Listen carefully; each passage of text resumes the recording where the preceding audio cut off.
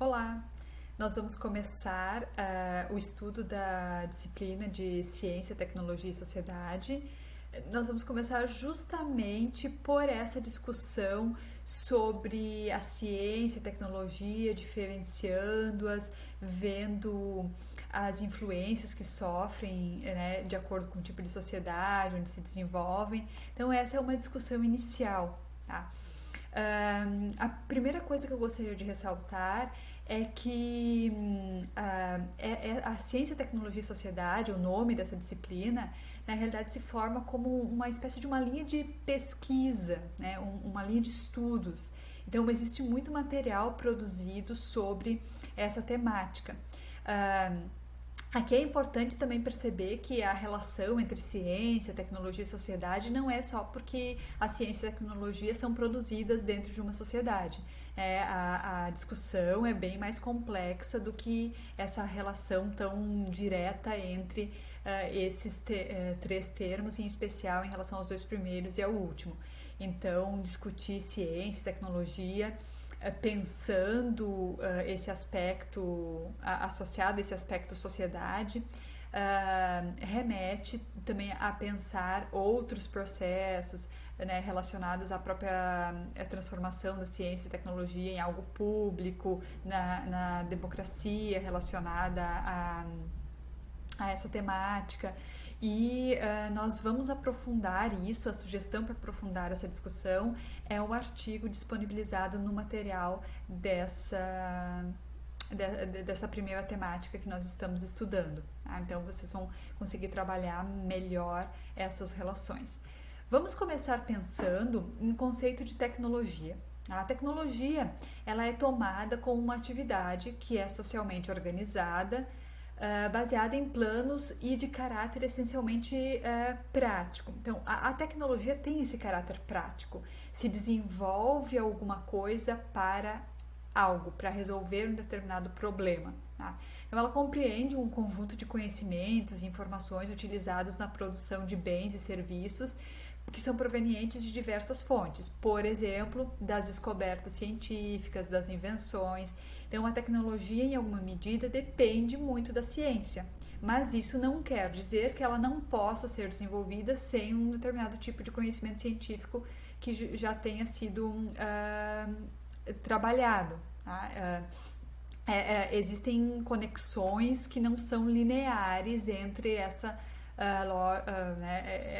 esses dois temas, tecnologia e ciência. Tá?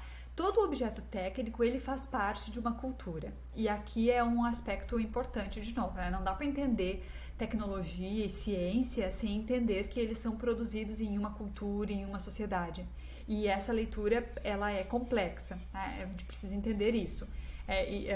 O que nós temos aqui? Um exemplo, tá? De uma tecnologia desenvolvida pelos astecas, de armas também desenvolvidas através de vidro vulcânico. Então, o que nós temos aqui? Um tipo de tecnologia desenvolvido em uma determinada sociedade que respondia às necessidades daquela sociedade. Então, há uma tendência, que é uma tendência muito ingênua, e que eu tenho certeza que vocês não compartilham dela, que é de pensar que tecnologia é o tipo de tecnologia que nós temos hoje. Então, um computador é uma tecnologia. Não é exatamente isso. Nós não podemos necessariamente ter uma visão assim tão simplista de pensar que as tecnologias de hoje elas são melhores que as que nós tivemos em outros períodos históricos. Se nós formos pensar em uma tecnologia específica, em alguma medida a gente poderia até, numa visão um pouco mais simples, ir nessa linha, mas o que a gente tem que pensar é que a tecnologia desenvolvida em um determinado momento histórico, ela pode responder muito bem àquelas necessidades. Tá? Obviamente que ela, em outra medida, ela pode apresentar alguns limites, e com isso ela vai avançando, ela vai evoluindo. Tá? Mas não dá para pensar que o que veio antes sempre foi inferior. Né? Existem coisas muito avançadas, e aqui há um exemplo, né, nessas chinampas astecas, né, que vocês podem pesquisar mais a respeito disso para não me alongar muito aqui a respeito. Mas é importante que se tenha muita clareza em relação a isso, tá? Então, a tecnologia ela precisa ser pensada no contexto das relações sociais, né? As condições para o surgimento de novos métodos e novos saberes foram criadas a partir do momento em que a razão se afastou da lei divina e do pensamento mágico, e nós vamos trabalhar mais isso nas discussões sobre a história da ciência, sobre os diferentes tipos de conhecimento. Então, e isso é importante, tá? E aqui nós temos que pensar bastante, assim, principalmente depois na discussão sobre a ciência, que nós estamos falando de ciência, de técnicas modernas. Quando eu falo em modernas aqui, eu estou me referindo a um período histórico, que é o período da modernidade, e que nós vamos trabalhar também mais à frente na disciplina. Então, tenham isso muito em mente. O moderno aqui se refere a esse período da modernidade. Então, nós estamos tratando sobre ciência moderna. Quando eu vou falar futuramente sobre a história da ciência, eu estarei falando sobre a ciência moderna e possivelmente a ciência pós-moderna no paralelo. Então, é importante que se tenha isso muito claro, tá? Porque nós já tínhamos outras formas de conhecer e de resolver problemas antes disso. É que a modernidade dá um salto e traz algumas rupturas em relação a isso. Aqui já entramos na questão da ciência. A gente vai criar a ciência no seu sentido moderno, tá? E que eu não vou me aprofundar nisso agora, porque no futuro a gente vai trabalhar sobre isso, tá? Mas é importante pensar isso.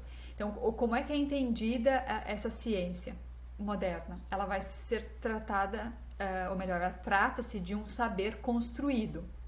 Tem toda uma tradição intelectual, cultural, social, há todo um histórico que permite a construção da ciência. Esse espírito científico ele vai ser a busca, né, do pesquisador, do cientista, da cientista por soluções sérias para os problemas que enfrenta, né? É a expressão de uma postura crítica, objetiva e racional. O que significa crítico aqui? Criticar é julgar, é distinguir, é discernir, é analisar de modo muito profundo aquilo que está em jogo, aquela questão, né? E com isso se rompe com o vulgar. O que é o vulgar aqui?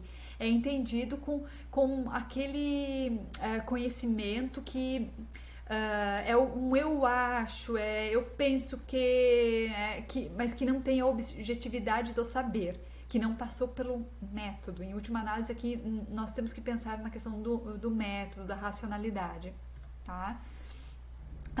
Nós temos aqui alguns conceitos de ciência, né? A gente pode ter a ideia de que é uma sistematização de conhecimentos, um conjunto de proposições logicamente correlacionadas sobre o comportamento de certos fenômenos que se deseja estudar. A ciência é todo um conjunto de atitudes e atividades racionais dirigidas ao sistemático conhecimento com um objeto limitado, capaz de ser submetido à verificação. Então, o que nós estamos vendo aqui?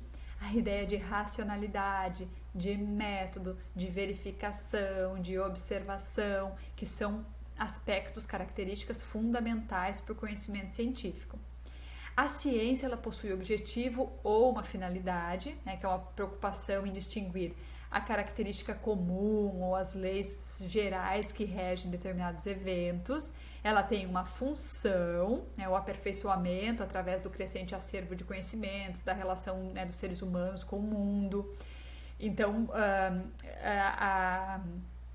a ciência, ela vai, né, o conhecimento científico vai se transformando, né, e ela tem um objeto, ou que a gente poderia dividir em um objeto material e o formal. O material é aquilo que pretende estudar, analisar, interpretar ou verificar de modo geral.